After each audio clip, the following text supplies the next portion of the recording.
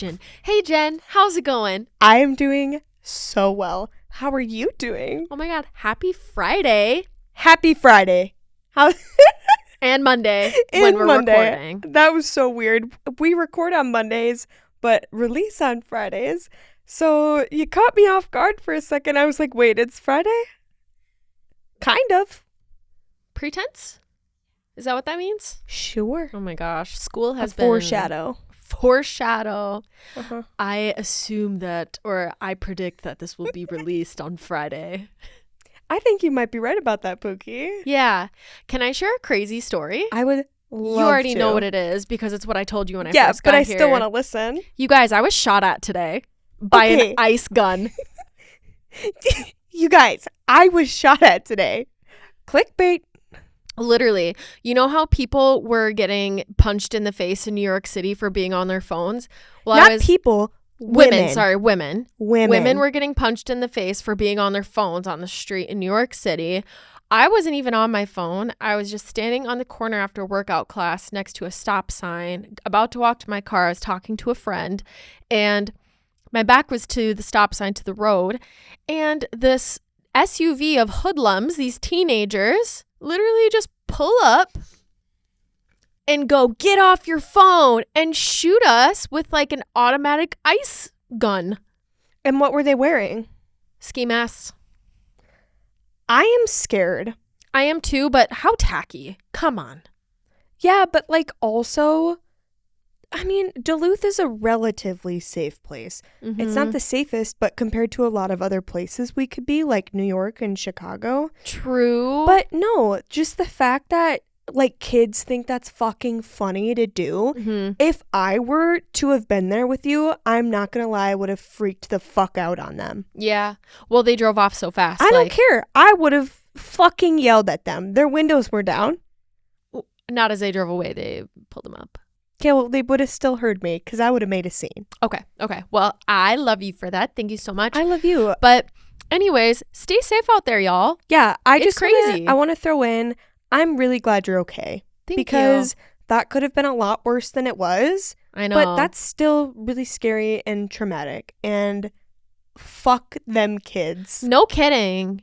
Yeah. No kidding. They're lucky that the ice didn't melt through my shirt or like tear something. No, literally. Because I can't get the shirt again. It's thrifted.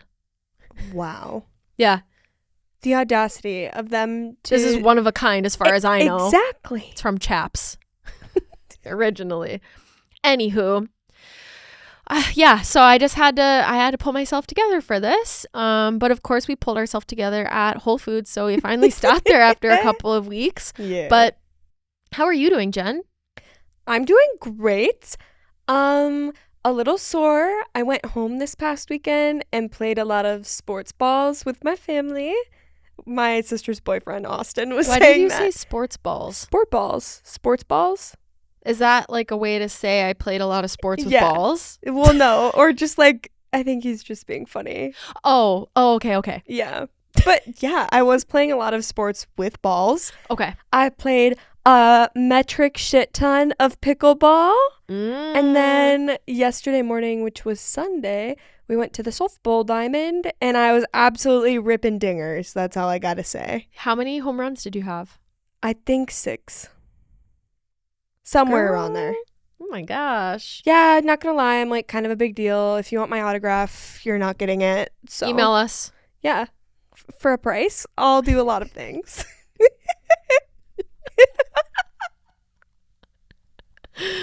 Oh boy, we're learning a lot about Jen today. Can be threatened with money and blackmailed easily to do things. And will scream at little kids. Yes. Well, they weren't little. They were definitely teenage yoys. Still, I'm just saying, fuck I 'em. know. Seriously. Anywho. What are we talking about today? Oh, we've got a good one today. Ooh. We're talking about hustle culture. Hustle, baby. I'm a hustler, baby. No, that's what I was trying to do, but I can't do Usher. Is that who? Yeah, 'cause baby tonight. That is not the same song. That is Usher. I'm a hustler, baby. I feel like those are two different songs. It's not. I'll play Okay. it after that. Okay. We're talking about hustle culture. So, Jen, do you want to give us a disclaimer? Here's my disclaimer.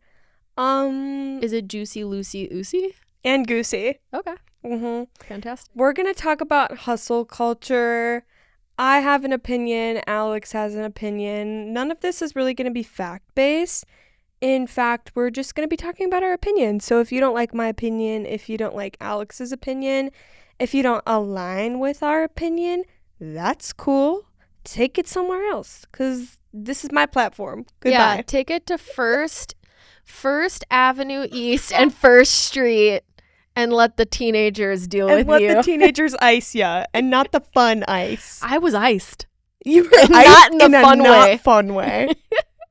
That's a great disclaimer. I think that's good to note that I think that I have good opinions on hustle culture. You have a different point of view too, but you also have really good opinions. Just because they are opinions doesn't mean that there isn't some truth to it. So take that with a grain of salt and just respect our opinions, respect what we have to say, and we'll respect yours. And if it's different, then extra respect towards you, because that's just how we roll. We're going to do a little bit of a different style of episode this time. Alex and I both came with a couple questions for each other, and we're going to kind of do interview style, I guess you could say. Back and forth action. I love that. So I have the first question. Alex Harem.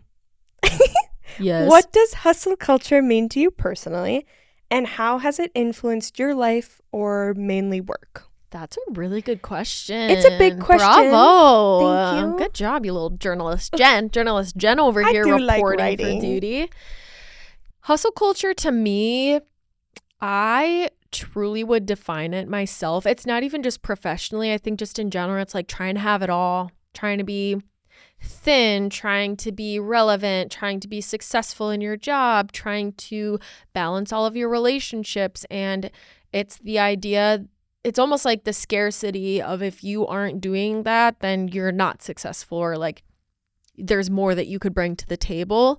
It's kind of the idea of having it all, right? And a lot of people, what they're saying now too is that the more you hustle, like that's the quick fix to getting to stardom or to getting to it can't be balanced almost at the same time. You know what I'm saying? Yeah, I like, get you.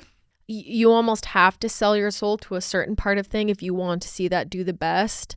So as I was talking, it's like it's hustle culture talks about balance, but it also talks about the focus of just one thing and only focusing on that and like giving your life to it. And that's the only way that you'll reach success.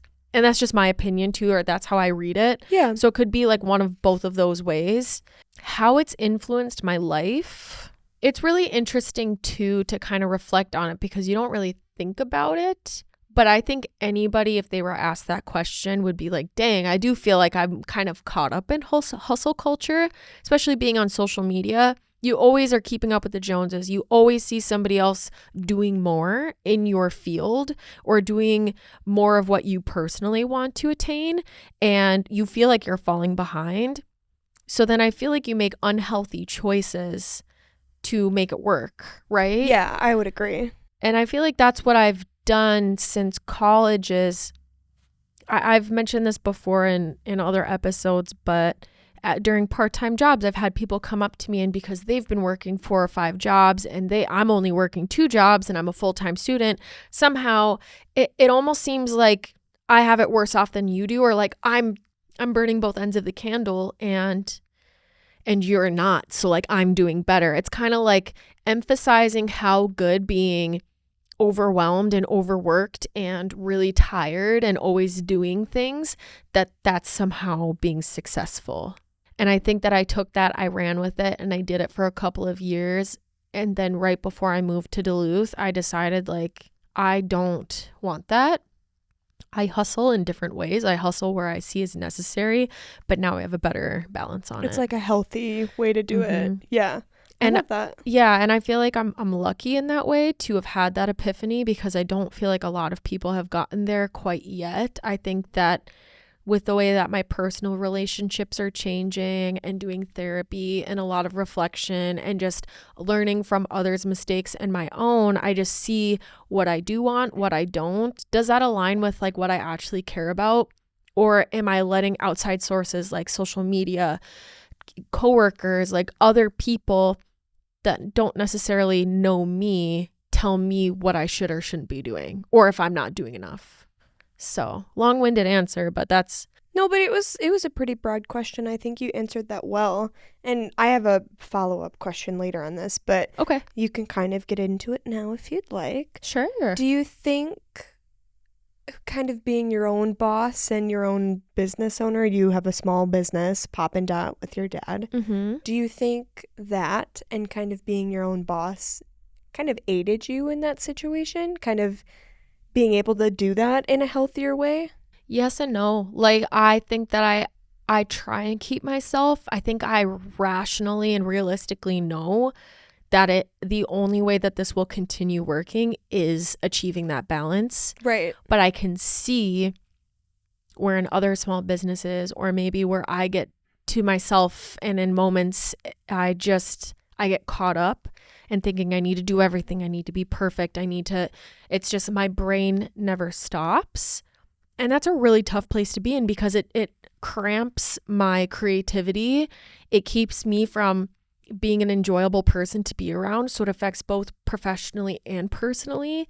And I'm a worrier, and that's something that I always need to work on, because I think worrying can be healthy, because I think it's good to feel that, because it means you care about something, right?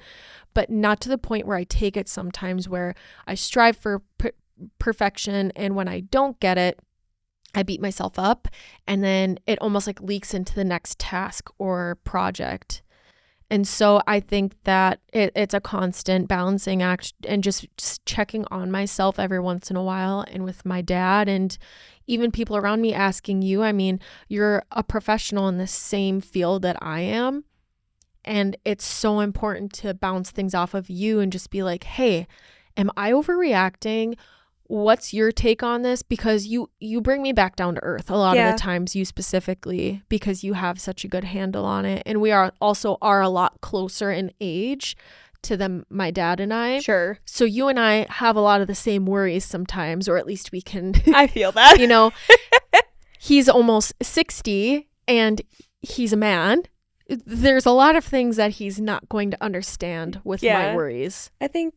I mean, being a woman in general, we can usually relate to each other, but the age gap with us is definitely good. You're a little bit older than me, so you have, I mean, this isn't probably hustle culture related, but in general, I feel like we're able to talk about things like that a lot because you have more experience and can kind of help me out in situations, or I don't know. I mean, there's plenty of situations where I can help you out too. Age doesn't matter. No. And also, you have such a strength because you're in the trenches seeing things change first. And you almost can explain to me what that change is, why it's good, why it's bad.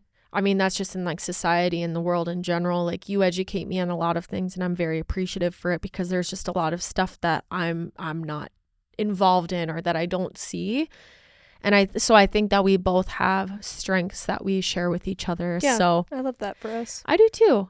And I think that it is a good way to kind of show how to maybe combat hustle culture, is have really good allies and friends and people that you trust, and just be like, hey, fact check me, you know, or be like, hey, tell me when you think that I'm overworking myself or that I'm doing too much, because I truly don't think that that's going to bring anybody happiness. Yeah, I would agree completely, because I mean, at least to me, I think hustle culture is all around us. It's ever so apparent, but it's mainly about overworking yourself to a point where I'm thinking like a hamster running on the wheel, right? Mm-hmm. Like, you're trying to achieve a goal, you keep pushing yourself super hard, and you're trying to attain something, but you can never like quite get it because you're always striving for something more.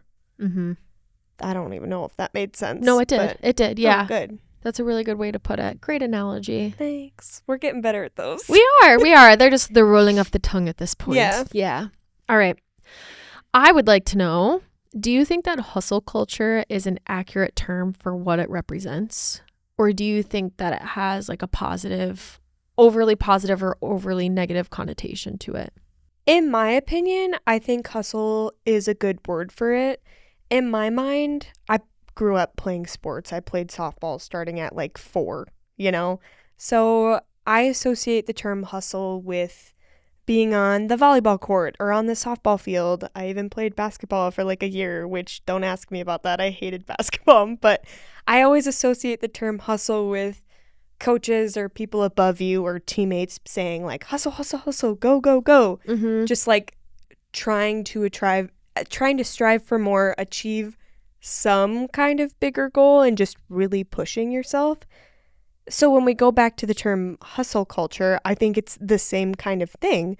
You're kind of forcing yourself to be that person in your own head, or this isn't my situation by any means, but maybe you have a boss or a coworker that's kind of putting this constant pressure on you to do more, achieve more, do this extra, stay at work late, come in early, you know? Mm-hmm. Always be vigilant to do more, but kind of like also do it behind the scenes because you don't want to be too showy.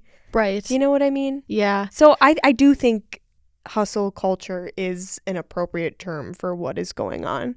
I really love that you brought sports into this because a light bulb kind of went off for me, because I think about hockey a lot too.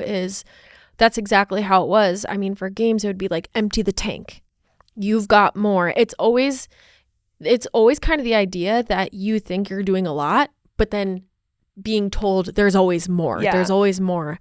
And I think that in sports, great analogy because it's short term.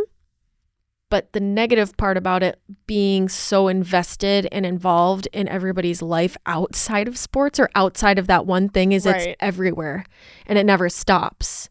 It's almost like hustle culture never sleeps.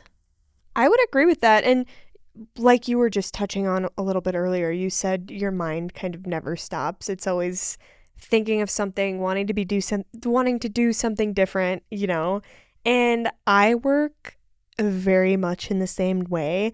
When was it? Not last week, but the week before, I ended up having to take a sick day on one of my remote days at work. So I was home already. I was like, all right, guys, I'm closing off.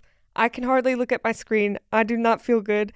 But then I like turn my computer off and I'm like, well, I don't really want to be sitting here. What else could I be doing? So I end up cleaning my apartment, or like, I don't know. I don't think I did this time, but maybe I have a side project I want to work on for graphic design, or I have a load of laundry in there. My brain also never stops. So when you bring it back to work and things like that, I definitely struggled with that in the beginning of my career. I mean, I'm still in the beginning of my fucking career. I'm 1 year. Actually, today, Monday, the day we're filming, is my 1 year of being graduated. Oh my gosh, that's right. Crazy. Oh my gosh, happy 1 year. Thank you. Oh, you want to? Okay, we're going to take a side pause. Oh, yeah. Please do. Tomorrow, right? No. The 7th? Wednesday. The 8th? Is the 8th. And that is the day I started working for Poppin' Dot, which is the day Alex and I became little Pookie besties. Pookie. Yeah. Pookie besties. Pookie I like besties. that. That's a cute You're my little term. pookster. Can I say something about kind of what you just said? Yeah. Okay, Jen, I do have a follow-up question for you. Yes. So I kind of want to ask you what you asked me. How has hustle culture influenced your life? I mean, I think in a lot of ways, really. In career-wise or even in school, I think people have a natural desire within them to want to be better. Mm-hmm. Maybe not necessarily the best, maybe not better than one person or all people specifically, but just to do better. And for me, I feel like, I mean, even in high school too, because I took design classes in high school, but nonetheless, I knew I was good, right? I think I have talent, obviously. I have a degree in my field and I have a job. I think I have some form of talent, but in high school, in my college classes, even in my career now, I think there's a constant need to find a trend or find the new hottest technology, keep up with that, learn new things, try to push myself and be better in a lot of aspects. But I think hustle culture kind of ties into that as well, because I definitely overwork myself a lot.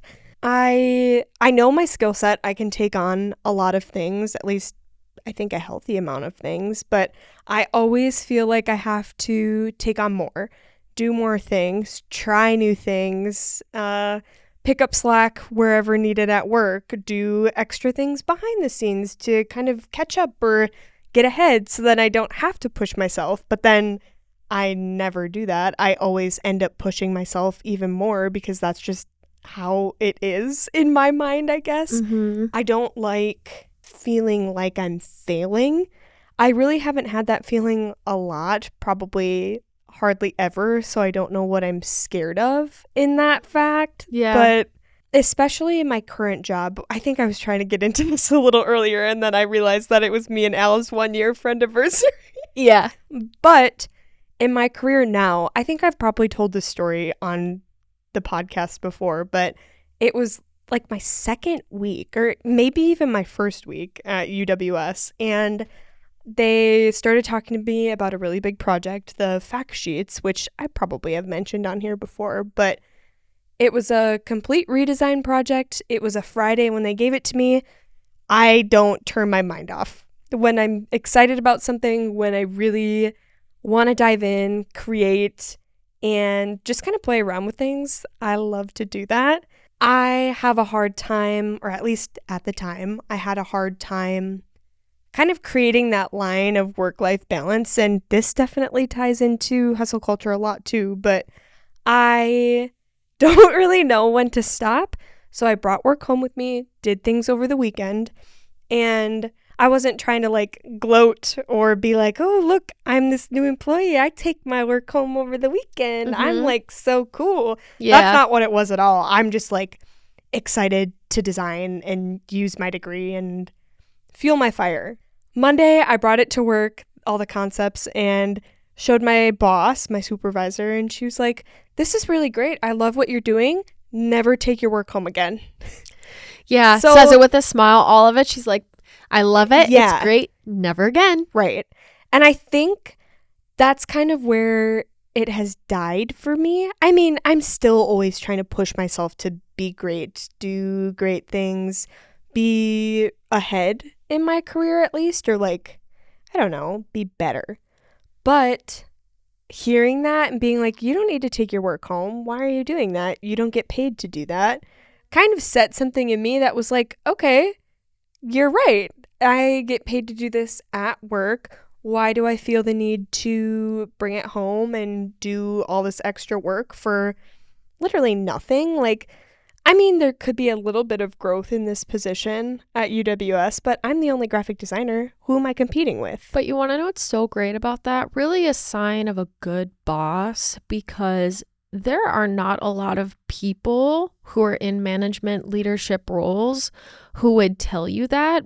So for you, the reason why you did that, in my opinion, is because you would do that for college classes. You're always working on things outside of class. And in a way, what your work experience just was college, was going to courses and classes. So when you get an assignment from your employer, it's your first job out of college. You think, well, I've got the momentum. Let's just work on it right now.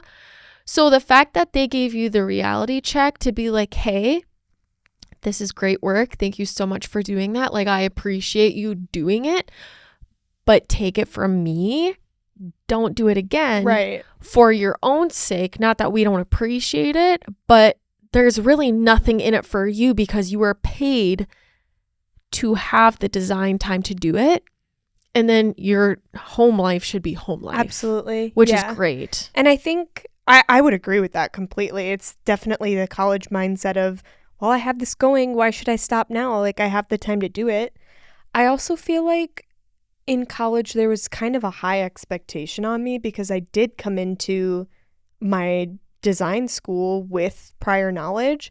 So I think, I mean, not that the professors held me to higher standards by any means. That was never like said or stated. Mm-hmm. But I think they definitely could tell that I had knowledge prior to coming in and taking the basic design classes. So they kind of expected a little more from me, or at least like knew what I could do in a sense. Right. So I kind of felt like I always had to perform and like give my best work 24/7, which obviously I want to do that. But Mm-hmm. I think hustle culture directly ties with burnout a lot, which is an episode we talked about a while ago. If you haven't listened to that, please do.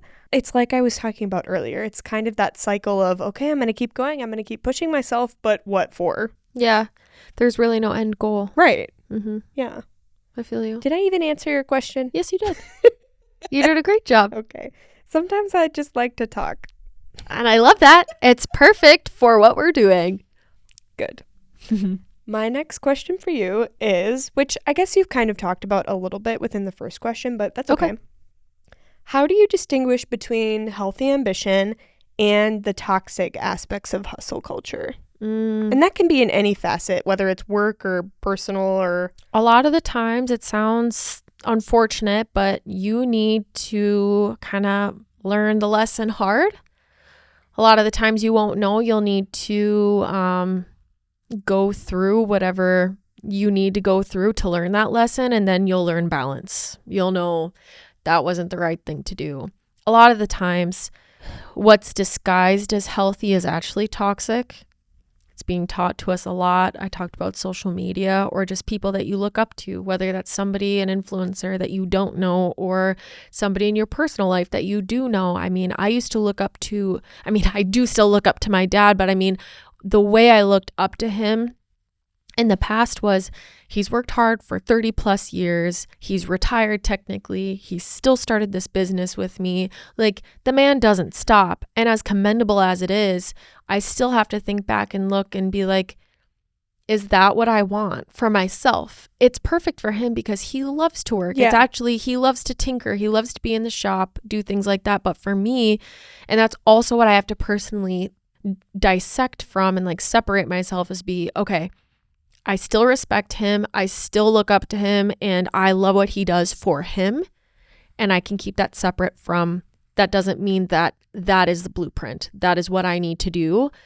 Success can have a lot of different faces. And I don't think that it needs to be from our heroes, from the people that we're looking up to, whether it's personally in the industry that you work in. So short answer is, a lot of the times, whatever is toxic, you won't know is toxic until you've made the mistake. And then you're like, wow, that I will never do that again. I relate to that so hard. Mm-hmm. Not necessarily in a work sense, but very much in a personal sense. Yeah. That's sitting with me hard right now. Yeah. In my opinion, I do think that there's more negatives to hustle culture right now, just because there aren't a lot of people who are aware of the balance that Absolutely. it takes to take hustle culture and take that motivation and that momentum and turn it into something really healthy and beneficial. But a lot of people are confused as to what it should be, I think. Yeah. Yeah. It's like, what's the opposite of rose-colored glasses? You know right. what I mean? Yeah, exactly. The rose-colored lenses for sure. Yeah. I think that a lot of people too, and I'm sure that maybe, fresh out of college, it's only been, 6 or so years for me since getting out of college, but I do remember the transition being very difficult just because I felt so elated. I had a new sense of freedom that I felt I was finally an adult. I'm going to have so much time after work, but then I didn't realize how much my personality and how I would take work home with me and constantly think about, like you said, how can I do better? When I should have just been, how can I do better? Like, when you get to work, that's the time to think about how can I do better? Plan, organize, write things down in a planner, like try to do better professionally at work. When you go home, the only thing that will help you do better at work is if you take that personal time home away from work, mentally and physically. Yeah. That's great advice, I think. Great. Thank you. I'm glad that made sense. So my question is, what do you think was the cause of hustle culture? I think there's probably a lot of different ways you could answer that. In my personal opinion, I feel like hustle culture has been around forever, whether we called it that or not, whether we knew that's what that was. In my opinion, I think I talked about this a little bit earlier, but I feel like people have a natural sense in them to want to compete with somebody. It's only natural to kind of compare yourself to others, whether you do it in a negative sense or in a I want to push myself to get better sense. But I really think that's the cause of it, just the innate desire to push yourself and be the best or try to be the best. In my mind right now, I'm thinking like the Olympics years and years and years ago. I feel like that could even be an example of like early hustle culture, because you have these people lining up like competing to try and be the best. And when I think about what you just said, I mean, going back to sports again, I do feel like that is a very good example. I also think of like beauty pageants at a very high level, any state pageant that you have, and then going to Miss America or Miss USA. I do think about the expectations that people have of you, or like the industry standard. And if you can't do that naturally, then those unhealthy, toxic decisions come in, where it's like eating disorders, steroids for sports, like enhancers, like how can I get where I need to be in the time that I need to be quicker, or I just couldn't do it and perform at that level if it weren't for these things. So I do think that can be kind of a slippery slope too. Yeah. That kind of brings me into my next question. I guess it's similar to the one you just asked me, but do you think social media has played a bigger role, especially in like the current idea of hustle culture? I would even take that as far as back to like the beauty pageant stuff again, like that kind of hustle culture. Absolutely. I think that sports and beauty are not the same. No. But I think the length that people will go to in both of those to be successful, I think beauty as a model or beauty as an influencer, I think about the rage of Botox, lip injections, plastic surgery. I have nothing against them, and I've actually kind of putting my foot in my mouth, because I think before I talked a lot of shit about it, probably because I didn't understand at that point what it would be like to look in the mirror one day and just not be happy with something. And I think as I get older, not that I would ever do anything right now, but I can see myself aging, and it's intimidating in a way. So I could see with beauty why people would go to those lengths sometimes to do something that they would think would make them feel better about themselves. I think about that with sports too, is you see these people doing really, really well, and again going to lengths of enhancers or steroids or something that will make them get to that next level. I do think that social media plays a really big role in it. I would say number one, but I think ties it, is actually parents. I think the boomer generation, like our parents and our parents' parents, our grandparents, I think that they had such high expectations. They came from nothing. They fought through a lot. They fought through wars. They fought through poverty, the Great Depression. I mean, there's a lot of things that they had to overcome. So I think their mentality was, I had it so bad that you should take what I gave you and do more. And when that gets now passed down to us, it's a negative mentality to be like, well, I had it bad because my parents had it bad. Now you need to do something with it. Like, that's why some people are so adamant with their children, like, you need to go to college, you need to make something of yourself because I wasn't able to, or my parents weren't able to. And it's like, it takes away the freedom to make that choice. I think that's a lot of what hustle culture does too, is it takes away the genuine choice of that's what I want to do. Yeah. And when you're even talking about covering shifts for people at work earlier, and, doing things on your own accord. And I know you said it's not to to like get a gold star at the end of the day and to be like, oh, thank you so much, Jen. It's not for the praising, but it's to help other people out. Right. So really at the end of the day, you're not doing it for yourself. You're doing it for other people, which is great.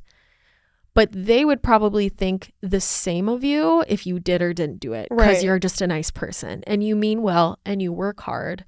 But there's something in our head, even with just relationships, is I need to do more. If you feel like you're slipping back in a relationship, whether that be work or personal, you think that you need to go out of your way. Oh, I need to buy them a gift. I need to do this. It's just, there's that generational thing of hustle culture personally and professionally that I think's also been passed down, and it might be stronger than social media, but I do think that has to be number one, is on an online presence. I would agree with that completely. And we've talked about social media so many times on this damn podcast. It's hard not to. Right. It's everywhere. And that's exactly what I was just about to say. You can't escape the competition or the comparisons. Is that a fucking word? The comparisons that are always around us. Comparison could be like a coined phrase now. Trademark. Yeah. But social media is everywhere. Like, it's so hard to get out of the hustle culture mindset, I believe, because like we've talked about before, as graphic designers, we open any social media platform and it's just right there in front of us because the algorithm knows we like design. It knows we design. So it's going to show us that. So we see design, we see people doing all of these different things, and immediately, at least in my head, I go, well, why am I not doing these things? Or what else could I be doing to further elevate myself against X, Y, and Z, or just shit like that? Almost what you're speaking on is subconsciously we're taking in all this information, which is a really good segue into my next question, because I wonder if, because it is so subconscious, all the things that we're taking in, all the things we're absorbing, do you think that it is actually possible to find true balance in a society that puts hustle culture on such a pedestal? No. Whether it's subconsciously, whether it's purposefully, we're getting fed all of this information constantly that tells us, hey, you should be doing this, or it at least triggers something in our mind to say, hey, go do this, so it puts you above XYZ. You know what I'm saying? So personally, I think hustling all the time, giving 200% or whatever percentage at any given moment constantly is only going to create burnout. This is probably a sensitive word I'm going to say. Trigger warning. You can't be killing yourself with work. Yeah. Period. Such a good way to put it. I mean, it is such a severe way to put it, but I think that because it is so important to get that point across, that people are literally killing themselves for work. And maybe it's not in the sense like you think, oh, that's kind of dramatic. Well, what do you think could be a cause of heart disease, anxiety and depression disorder, potential suicide, like things, it could be life or death. The bad habits that you keep putting yourself through, that you're not taking yourself out of, that could be really bad one day, because you don't know where that's going to put you 5 to 10 years down the road. It's like a catalyst almost. Such a good word. It's like the starting point for all of that. Personally, as somebody who struggles with anxiety and being in a constant state of panic, I think hustle culture definitely affects that. Question number 4 for Alex. Do you have any personal experiences or stories with hustle culture that you would like to share? I also wrote, and I said this earlier, I think you provide a more unique perspective. I think we both have unique perspectives, but true. Personally speaking, I think you have a more interesting perspective than I do. Because you're a small business owner, you're kind of your own boss. You don't have somebody in your ear pushing you to do more, like really coworkers trying to edge you on or things like that. Do you have any? Yeah, I talked a little bit about being a perfectionist, and actually in my last job before I took on, this business with my dad, it was a comment that my old boss had made to my dad as I was leaving the office. She was like, "Oh, Alex, she's such a perfectionist." And coming from her, I would have thought that would have meant a lot to me, but it actually kind of hurt my feelings. I was just like, my intentions when I'm working hard, it's like you said, my intentions are not to get a pat on the back. It's not for praise. I just want to work hard because I want to do it for myself, for my teammates, for my coworkers, for my boss.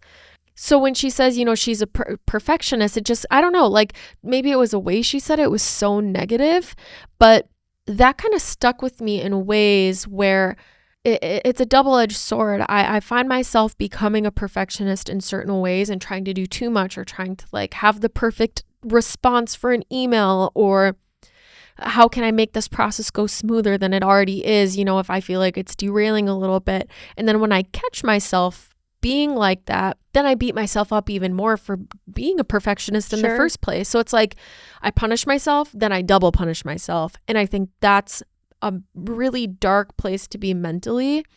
I do that with my friendships. I do that with all my relationships. I let myself kind of be who I am and get myself into these situations that I know I need to work on, not getting so wrapped up in the small details of things. And then when it gets brought to my attention by either myself or other people, I'm like double down, sad about it. And I'm like, not again. So personally, it's been a really big, even just saying that, that's a lot of growth, because before I wouldn't have said that. So I need to give myself a little bit of grace and some acknowledgement to be, hey, you're pointing it out when you see it. That's the first step to, ending that bad habit and the bad cycle.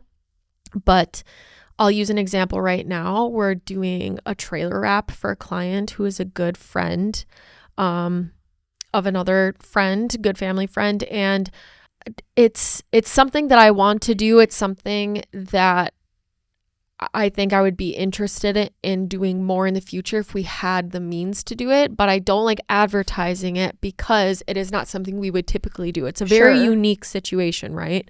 So because it's not something I feel confident in, like graphic design or logo work, or, something that I have experience with, I am incredibly nervous already. I am trying to put out fires that aren't even there yet, almost like anticipating the fires.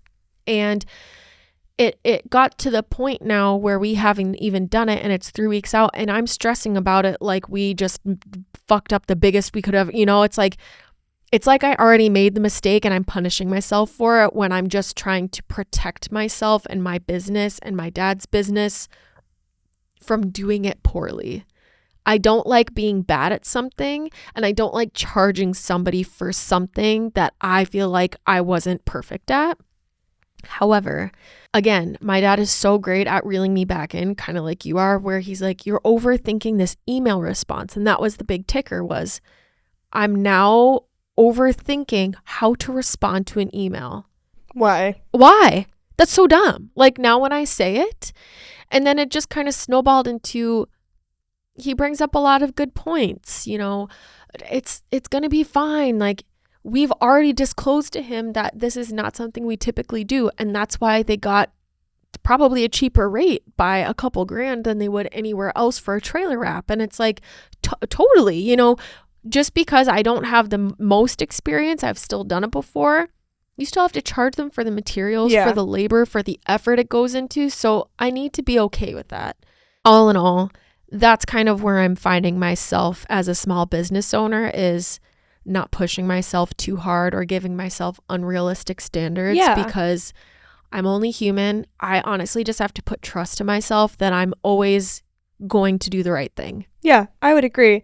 And I think even though you're a professional, we're going to fuck up. Yeah. I fuck up all the time. Mm-hmm. Like quite literally all the time. And I think for me, that causes a lot of stress because I'm like, oh, I have a degree in this. Like, I can't mess up. Right. I got all A's and like 2 B's. How could I forget to put a little yellow line on this paper? You know what I mean? Like, I have this constant fear, like, oh, you should be better than that, and people are going to be so mad at you. But even in your sense, too, you're going to be fine. Right. Like, even if you do fuck up, okay, what you know about what's it? so weird is that it almost in the mistakes themselves, because I haven't made these specific mistakes before, I'm nervous to make the mistake because I haven't made it. I get you. So with like logo design or logo work or like misunderstanding a client or them misunderstanding me, I have experience with those mistakes, so I know how to correct them. This one, it's kind of like if something goes wrong, I have little to no experience on how to troubleshoot it. And I think that's the part too that I worry about. Sure. But again, you can't fear the unknown. Right. Because you don't, it could turn out, it could be the easiest install it could be one of those things where I get done, I'm like, a monkey could have done that. I could have taught a toddler to do that. It was so easy, but just overthinking. Yeah, I feel that completely. But I want to move on to the next question so we keep things rolling here. But there are resources out there, New York Times, Forbes, etc., that say Gen Z is rejecting the idea and practices of hustle culture. So, as our Gen Z correspondent, Jen Kettner, what's your take on that comment? I would agree. I think that's everything I've been saying, but also I don't think it'll ever die out completely, but I do think there is some sort of societal shift with my generation. Obviously, we still want to perform well and do our best, but as long as we have people in our life, like my boss, Heidi, who was like, hey, you don't need to be doing this, blah, blah, blah, you know? I think as long as we have people and role models and bosses like that in our lives, and even when we start becoming the bosses and CEOs and higher ups, I think that'll definitely cause a shift in this never-ending doom cycle. You know what I mean? Yeah, that's great. I'm glad to hear that there's somebody seeing that ideation and kind of putting their foot down and being like, no, that doesn't make any sense. Right. You're breaking the generational cycle, people say. I think that's one thing that is so... I also don't mean to, on this podcast, stereotype by generations, because I think that stereotyping is so negative, and I never mean it in a negative way. However, there is a broad general amount of people within these things that I do fit what I'm trying to explain. So I hope that's always how it comes across, is I'm not saying every Gen Z. No. I'm not, because I always tell you, you've got an old soul. You could be 70, you could be 70, 60, 50. I belong in the 70s. No, exactly. You could be whatever age, because you bring a lot of wisdom to how young and youthful you are. However, I will say that out of a lot of negatives that I experience from Gen Z that worry me a little bit, the good things are kind of how stubborn and how relentless that collectively as a group, you guys are so focused on just enjoying life and kind of simplifying things. You've created a whole new genre of profession, which is influencing. And I don't think that people give that enough credit itself. I think it's so new that people my age and older were frustrated because it looks easy and it looks like luxurious. It's kind of like the old fad of wanting to be a celebrity. Yeah. But as it is, being an actor, a musician, any type of celebrity, it comes with a lot of negatives. There's always a trade-off. Nothing is ever as it seems. So with influencing, it's just a new profession. It comes with the good and it comes with the bad. I would agree. And I think that that's one thing that I love about Gen Z is like, you guys are hard workers just in a different way. And that doesn't mean it's worse or better. It's just, you created something completely brand new, and I'm excited to see where it is in another 20, 30 years, because I think there's a lot of really cool things. I think that is a good segue into my last question. Look at all these segues. We're kind of good at this whole podcast thing, I reckon. I reckon too. Okay, last question for my little Pookie Alex. What advice would you give to someone who feels pressured to conform to hustle culture but wants to prioritize their well-being and happiness? You need to have the most honest conversation with yourself that you've ever had in your whole life. And you can't do the thing where you say that you've had some thought and processed it and you're like, yep, that's what I want to do. You need to sit on it for a month, 2 months. You need to consistently call yourself out and ask yourself, is this what I want to be doing? Does this align with me? People think that these type of like manifesting conversations are cheesy. I think it is groundbreaking. I think it's so necessary. You need to ask yourself, does that align with me? And why am I doing that? We were just talking about people pleasing, wanting to do things for others, not because we want to do it for ourselves, but because we want to do it to help somebody else. Yeah. Can that be great? Yes. Obviously, there are certain scenarios where there are people who can't help themselves, so you want to help them. However, we offer help in a lot of scenarios where people, not that they don't deserve it, but they can help themselves, right? Yeah. Yet we take the responsibility and we help them out of situations that maybe their turning point to drop a bad habit. Maybe that's the lesson that's hard that they need to learn. But because of our people pleasing and our over helping, we're keeping them from learning the hard way.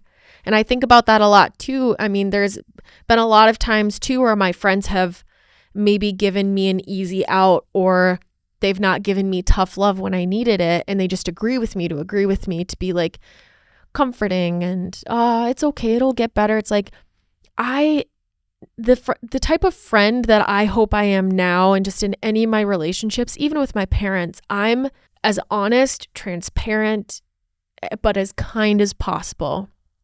I think that there are going to be conversations you'll have with yourself and other people, I guess is what I need to bring it back around to, is have the tough conversations, but don't just quickly decide that that's what you're going to do, because that's a very slippery slope to hustle culture. I feel like that could be like an attribute of it, is making snap decisions, but believing that it's what you want long term.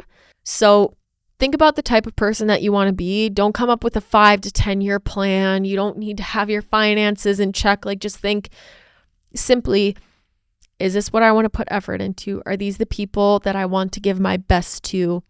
And also, I would say you need to be careful with where you're putting your energy. If you're putting your energy into everything, you only have an ample amount. There's no way that you're going to be able to do everything. I don't care how strongly you believe that you can do it all. You can't. But that's okay. I'll rephrase this too, because I don't want, like, I would think of like a mom out there, a single mother, or like a single dad, to be like, I want it all, but you can't have it. That's not what I'm saying. I'm just saying physically and realistically, you need to focus on what you believe is important, and that's having it all. When I say you can't have it all, it's what you're seeing. Just everybody. There's a lot of things that I want, but I don't think that would benefit me in my life, that I see other people having. Fame, fortune, all the clothes and makeup I could ever want, all these opportunities to travel the world. Would I love that? Yes, but I am so realistically content with what I'm doing and who I'm surrounding myself with, that I realize that I'm okay with that. And then the rest, if it happens, is just in addition.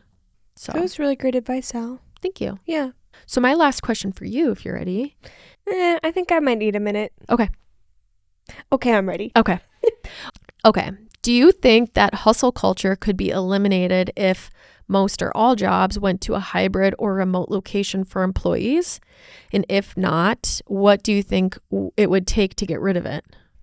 I don't think it will ever go away, but I do think that working remotely, or at least a hybrid situation like I'm in, definitely does help, or at least how I see it in my eyes. I think when you're stuck at a computer or whatever you do for a living for 8.5 hours a day, you can't really move. You're sitting at your desk all day, just staring there, being like, okay, I got to get shit done. I'm at work. That's what I do. I work. I push myself to like do my best. I think when you're sitting there for 8.5 hours a day in one spot, it drains you. I like working in a hybrid position, or I even want to work fully remote someday. That would be a dream.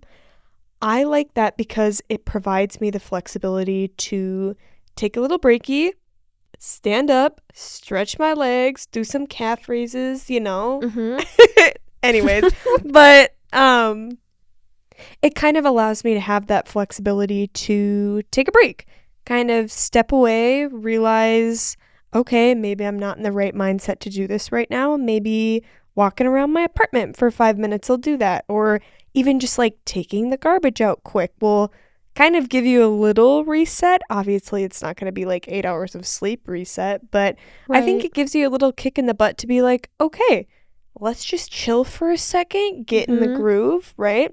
Long ramble, all to say, I think the flexibility of being hybrid or remote would definitely help break some of these cycles at least.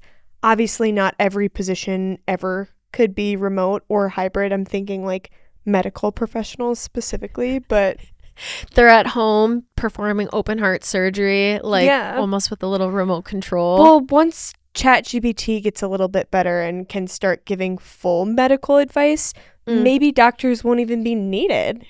Oh my God.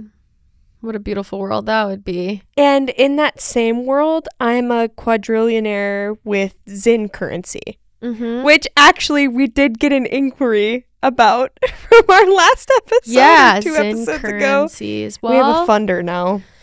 Well, that's great. It's happening. I'm glad we have a taker because I was worried that it would kind of fall flat, and I was worried because the world deserves. It's going to be huge. It makes more sense on a lot of the other things that we went over. No, literally. Yeah. It goes back to bartering. It's just a specific type, If I could barter and trade, I would. Fuck a credit card, fuck a check, give me some berries and sticks. Berries and cream. I forgot about that. I know, I did too. Okay, you want to hear a funny? I was... When you were talking in the last question I asked you, I don't know if you guys picked up on this, but I made a little giggle. Alex said something about sitting on it. And immediately in my mind, it was Steve Harvey saying, "Sit on it!"